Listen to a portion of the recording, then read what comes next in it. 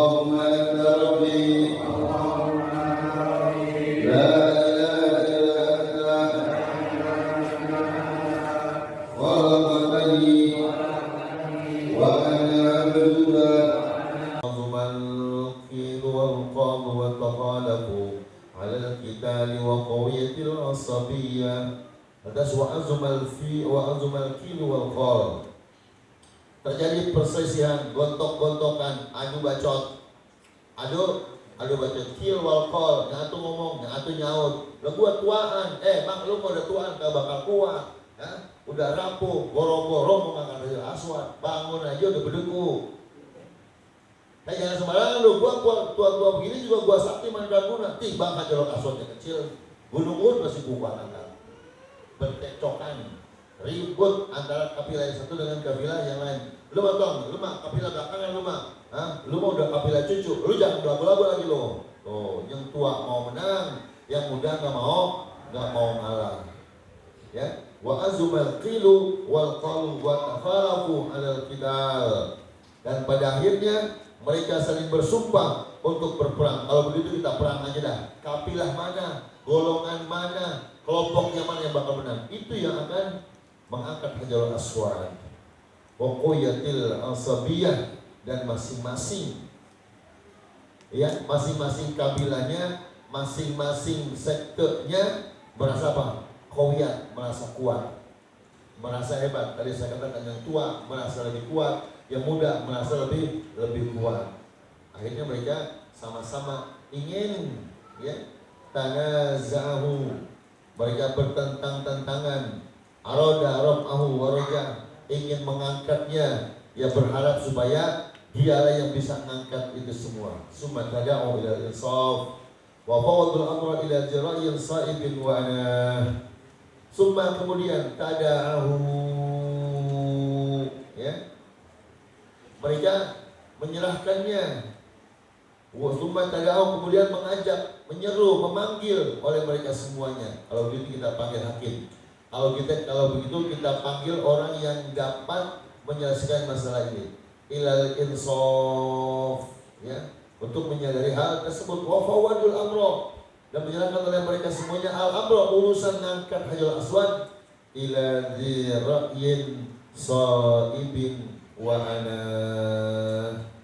ya, sekarang kepada siapa? Dzi ra'yin saibin, kepada orang yang punya pikiran jenius, punya akal yang cerdas, wa ana, dan orang yang sabar. Kalau begitu yuk kita cari orang yang jenius, orang yang arif, orang yang bijaksana, orang yang sabar.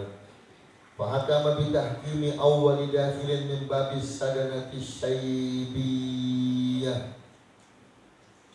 Fahakama bitahkimi, maka menghukumkan, ya, fahakama, maka mengambil hukum, bitahkimi, dengan bertahkim.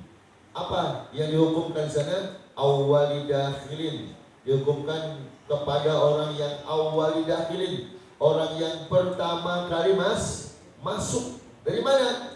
Min babis sanada, ya, min babis sanadati syaibiyah, sebagai juru kunci dari babis sanadati syaibiyah, itu bab Bani Syaibah. Bab Bani Syaibah itu kalau kita sangi, ya, itu arah di tengah-tengah antara Safa dan Marwah. Itu bab Bani Syaibah. Karena Nabi SAW rumahnya bersebelahan dengan pintu bab Bani Syaibah. Tempat maulid Nabi SAW. Kalau ini umpamanya Masjidil Haram, ini ada bab pintu Bani Syaibah. Belah sininya, ya, itu ada gunung namanya Jabal Abi Kubais. Jabal Abi Kubais, di bawahnya itu tempat rumah Nabi kita Muhammad SAW, sebut dengan maulid Nabi.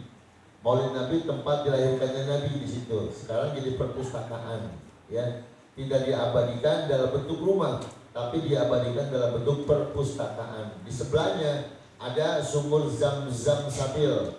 Jadi siapa aja jamaah haji, jamaah umroh yang mau bawa pulang air Zam-Zam, ngambilnya di situ. mau pakai diligen, mau pakai aqua gede, mau pakai aqua kecil, mau dipanggul, mau digotong, mau diseret. Bahkan kalau orang-orang yang dekat-dekat dengan Mekah dan yang dekat-dekat dengan Ka'bah, yang dekat-dekat dengan Mekah, bawanya diligen gede, bawa pakai mobil, kadang tong dibawa sama dia, drum dibawa pakai disaring, dia dimasukin, dibawa pakai mobil.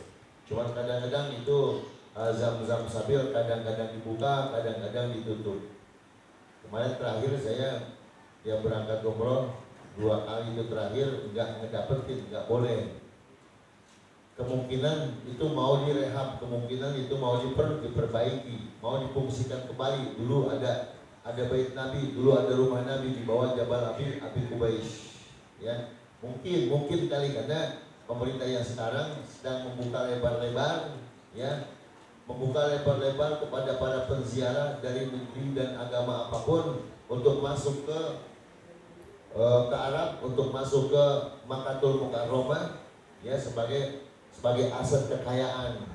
Jadi turis-turis boleh masuk sekarang ke Makkatul Mukarramah. Makanya umroh dibuka lebar-lebar, umroh dibuka lebar-lebar. Udah nggak ada lagi yang namanya suntik meningitis, suntik kekebalan tubuh supaya kita bercampur sama orang Afrika nggak kena virus Afrika, bercampur sama orang Amerika nggak kena virus Amerika. Itu meningitis sekarang ditiadakan oleh pemerintah Arab Saudi, dan bahkan COVID pun ditiadakan, dan bahkan masker pun ditiadakan. Hanya di Indonesia yang masih pakai suntik COVID kalau mau pergi umroh 3 kali sampai booster. Biarin dah suntiknya kagak, yang penting asal punya suratnya sama bayar, itu paling penting.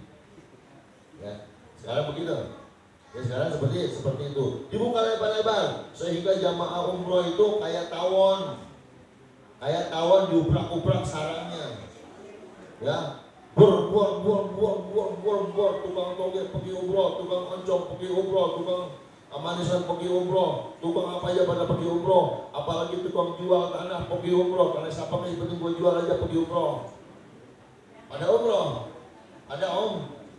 umroh, artis gua berebut pada umroh, ulama kiai ustaz berebut pada umroh, yang lagi ribut aja pada ribut-ribut, pada pergi umroh. Umroh ini masya Allah sekarang ngebludak, sampai bikin kita para travel pusing, puyeng.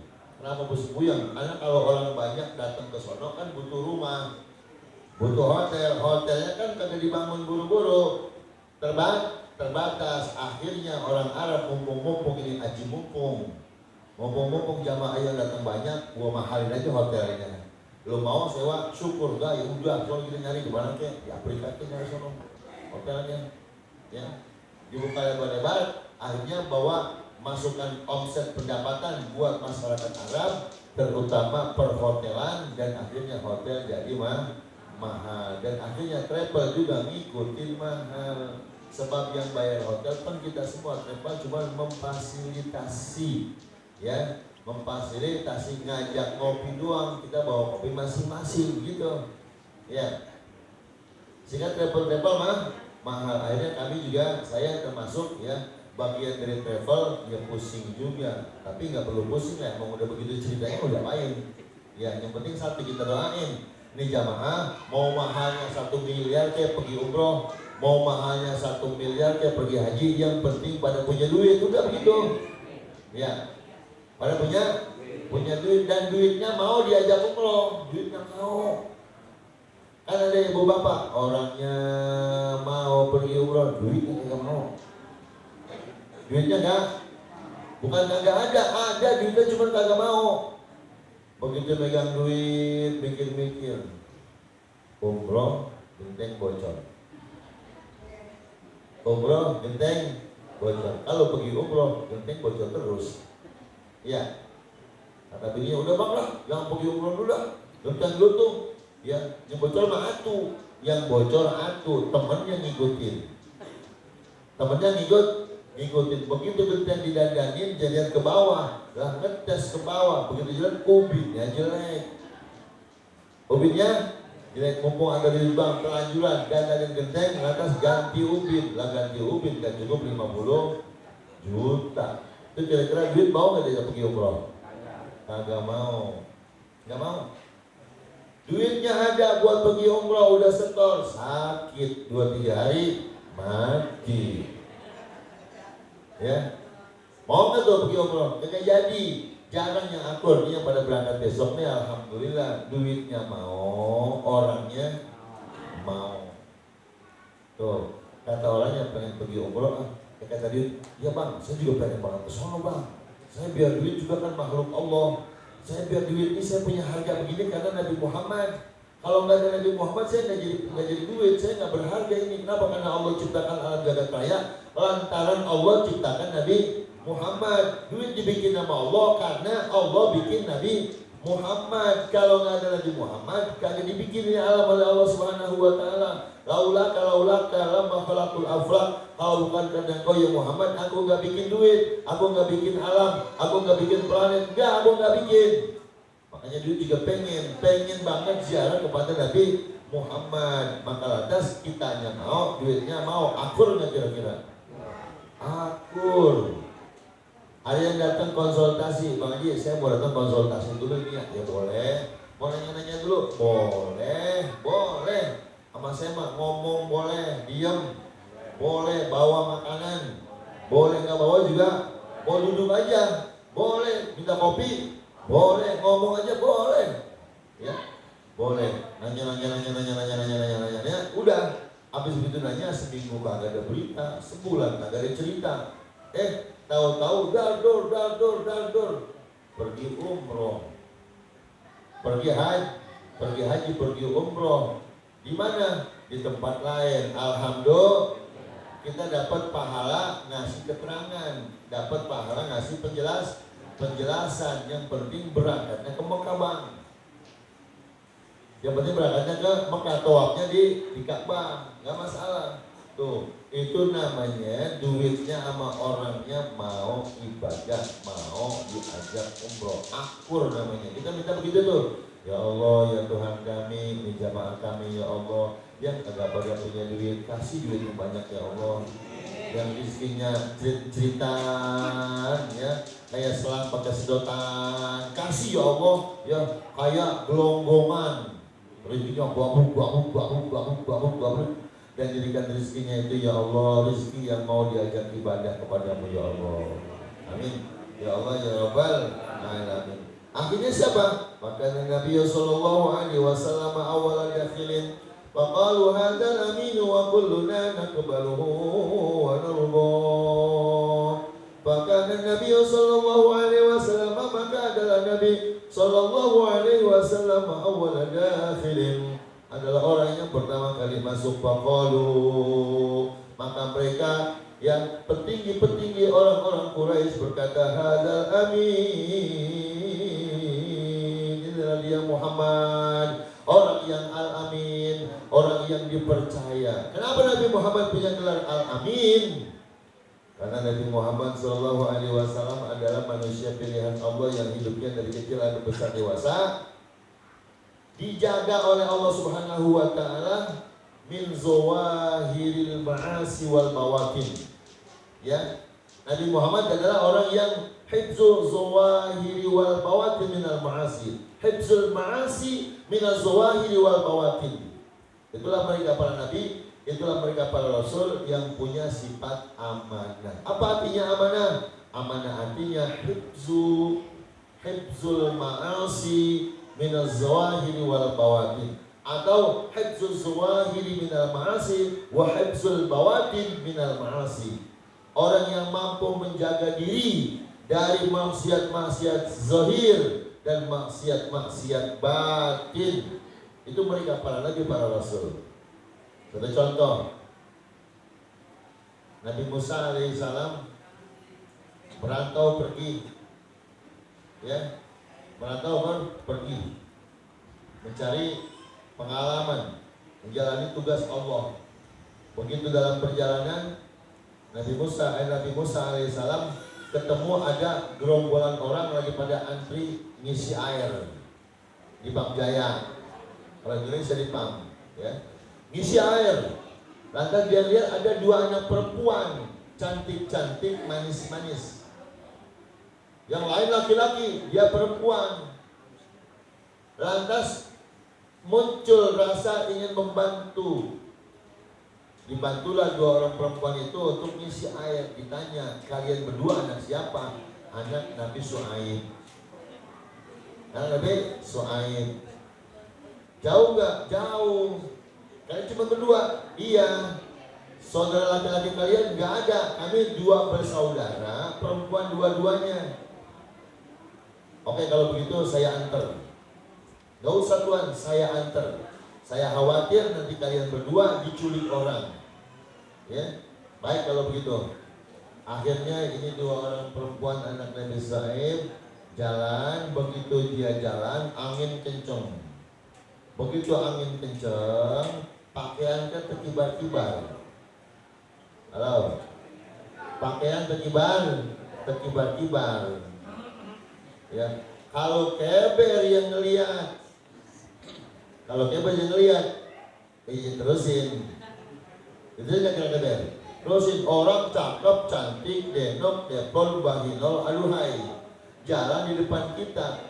Jalannya aja tuh, goyangan jalannya aja, aduhai. Lantas pakaiannya terkebat. Kalau kita manusia biasa, ya kita bilang, ini dia yang gua lagi cari. Terus angin, terus jangan dikit angin. Kalau kata kita. Tapi kalau Nabi Musa alaihissalam istighfar, astagfirullahaladzim, ya Allah, saya berdosa. Neng, kalau begitu kita Neng, ya, abang jalan di depan, kalian jalan di belakang. Kasih tahu ya, ntar nih jalannya belok kanan apa belok kiri. Itu Nabi Musa alaihissalam terpelihara diri jiwanya, zahirnya dari hal-hal yang sifatnya maksiat. Padahal cuma melihat kain terkebat.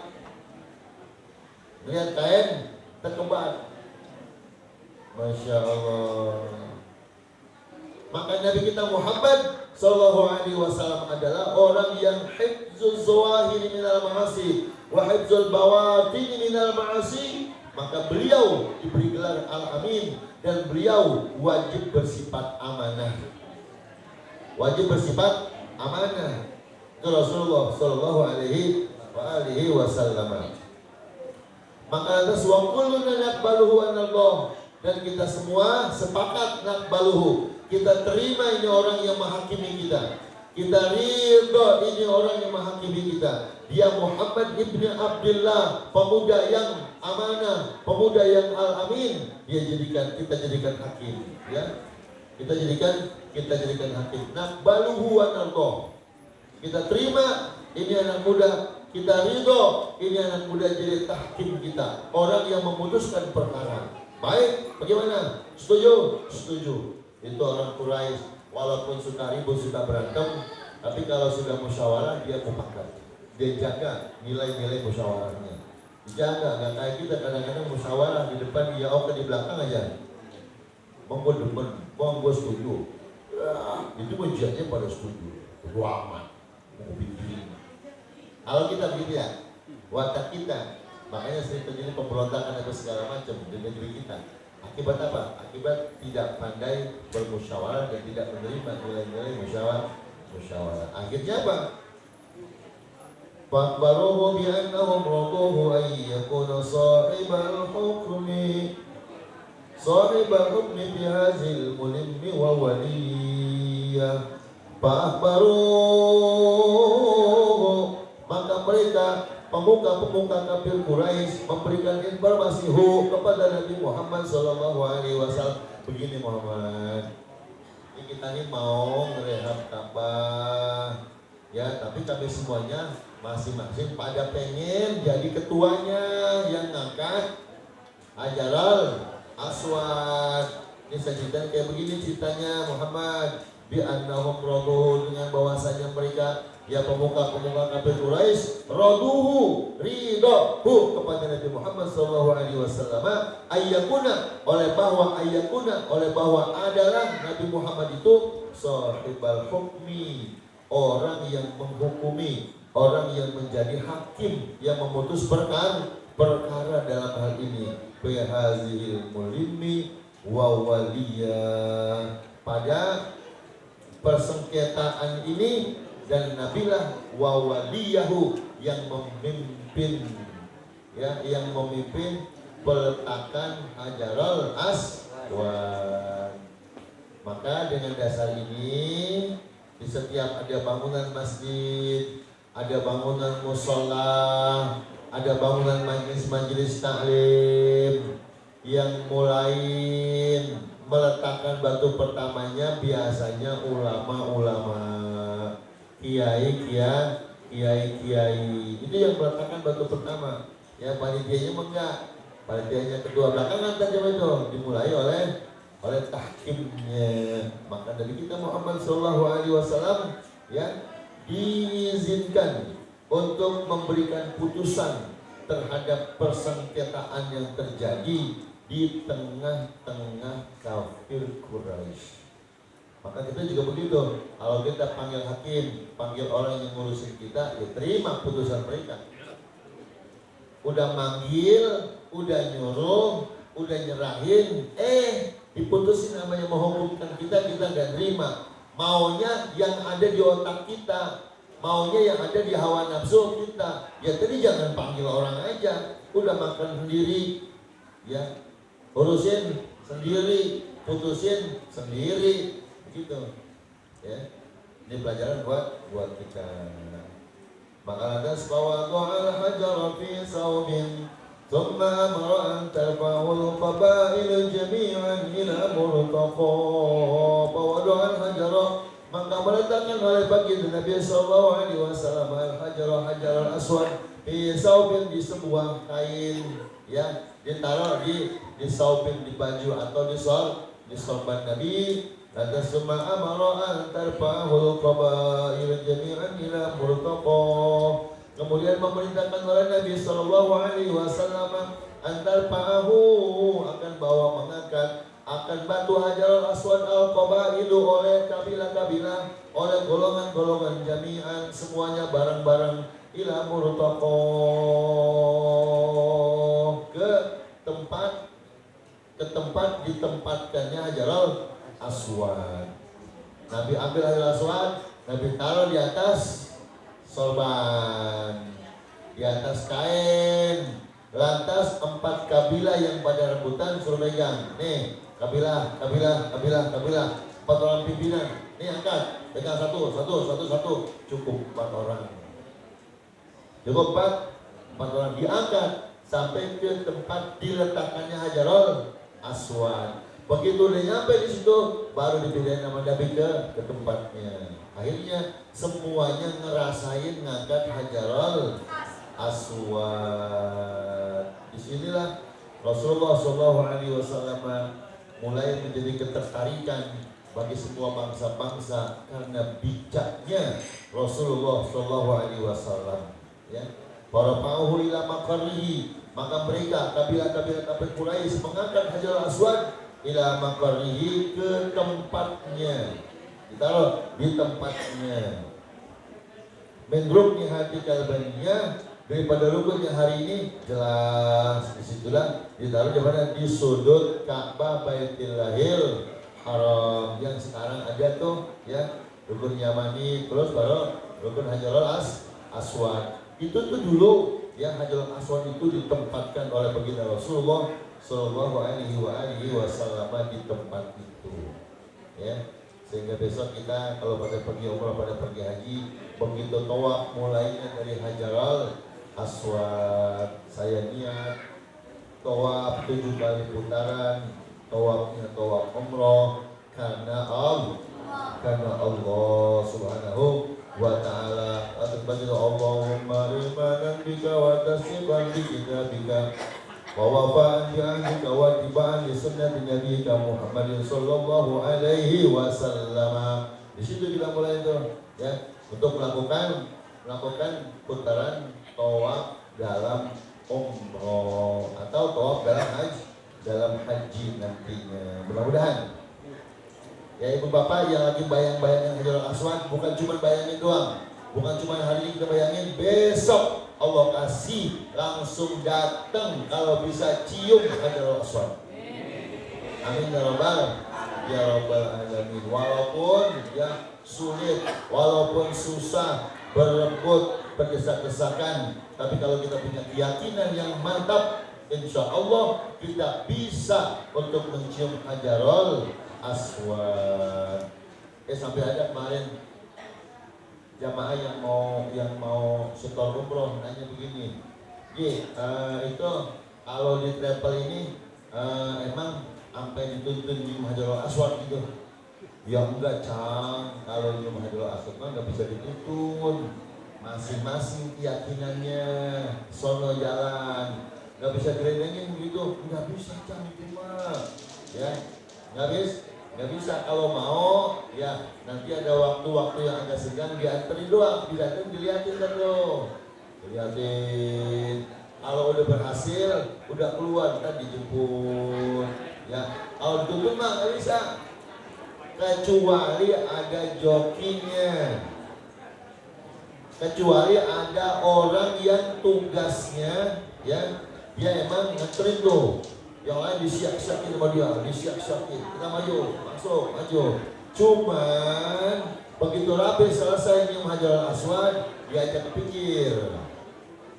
Diajak ke pinggir, ngapain? Hah?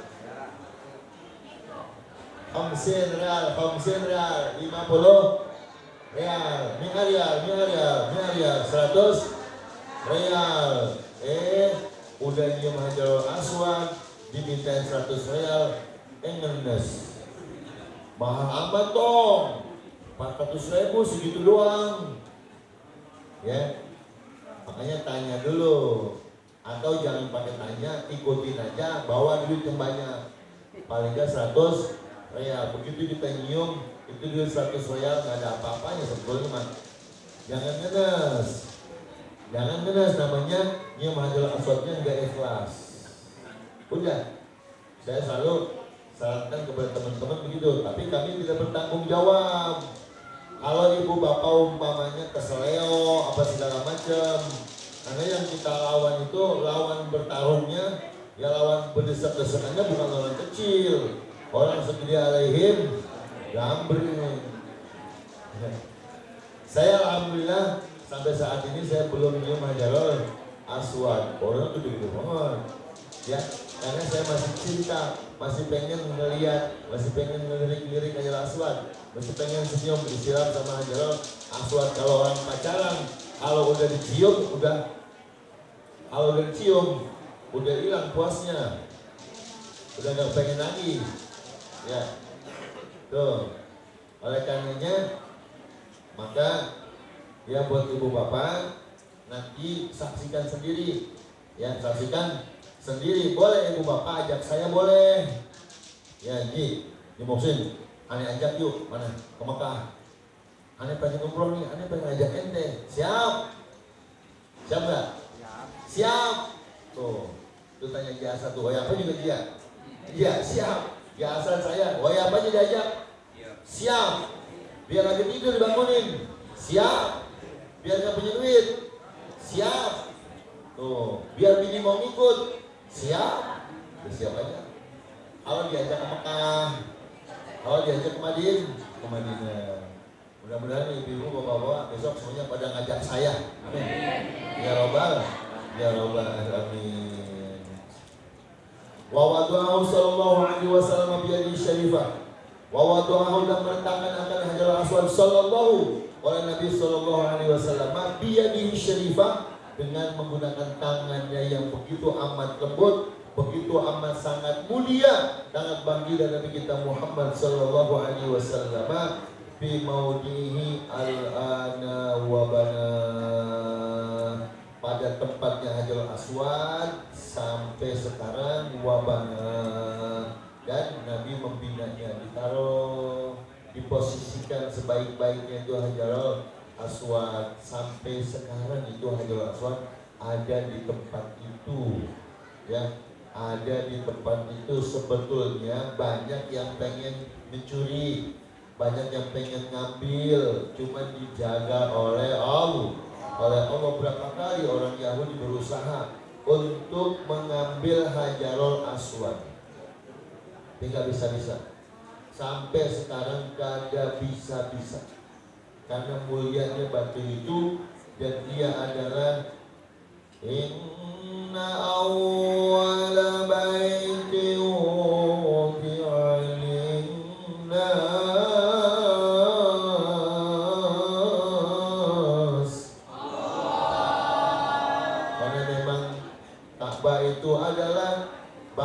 pertama yang dibangun oleh Allah Subhanahu wa Ta'ala untuk manusia, hudal lil alamin,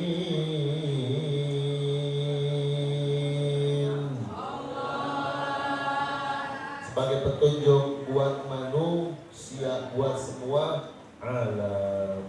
Tiga, seberapa kencang niat kita, seberapa kuat niat kita untuk dapat ziarah Makkah Ka'bah dan ziarah Madinah Rasulullah Sallallahu Alaihi Wasallam. Mudah-mudahan kalau kita sering dengan cerita Nabi, kalau kita sering dengan kisah-kisah Nabi, kita kepengen ketemu Nabi. Termasuk saya juga ya sedang rindu-rindunya dengan Rasulullah. Kayaknya itu tanggal 14, kayaknya lama banget dah. Ya kayaknya lama banget. Kepengen buru-buru ziarah Makkah, ziarah Madinah. Insyaallah ya tanggal 14 besok ya saya bersama dengan istri ziarah Makkah Madinah ya melalui ibadah umroh, dan dengan para jamaah yang bersama dengan saya alhamdulillah ya sekitar 45 orang ya, sekitar 45 orang. Kemudian buat yang puasa ya nanti ya beliau ya travel kita Al-Mukarram Ustaz Haji Asyad ya, beliau akan bawa jamaah itu insya Allah kurang lebih hampir 200 orang dibagi kepada beberapa kelompok. Tinggal ibu nih, saya tungguin dah ya, saya tungguin kapan Allah kasih rezeki.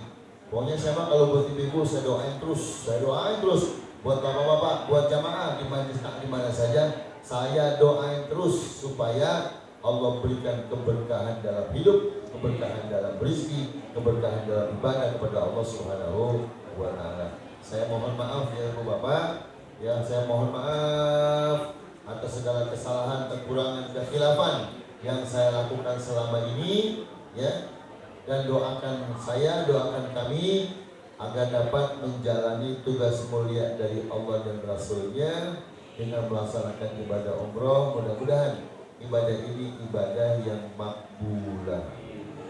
Amin ya Allah ya Rabbal alamin. Besok hari Selasa tanggal 14 ya, berangkatnya habis sembahyang lohor, habis sembahyang johor, nunggu di bandara jam 1 jam 2, terbangnya habis sembahyang asar ya, bersama dengan 45 orang jamaah dari kampung kita, dari Donjong, dari Petir, dari Kosambi, dari Rawabaya ya, dari Kembangan. Alhamdulillah kemarin udah berangkat 35 orang kemarin hari Jumat berangkat ya. Mudah-mudahan habis lebaran tuh udah ada yang pada nabung di rumah, nabung buat umroh. Ada yang seminggu 2 juta, ada yang seminggu 1 juta, yang cakep banget mah seminggu 30 juta ya. Sebab duit mah kalau dari tangan jangankan sejuta 2 juta, 100 juta cepet habis ya. Makanya saya siap bantu ibu bapak ya, nabung nih nggak apa-apa ya, nabung nggak apa-apa, saya lakonin, saya jalanin walaupun tanggung jawabnya berat. Kalau duitnya dimakan rayap, saya tanggung jawab itu. Duitnya dimakan rayap, apa rayapnya kita mau peres, kita keluar duit lagi ya, nggak mungkin ya. Tapi Allah insya Allah akan menjaga itu semuanya. Amin ya Allah ya Rabbal. Baik.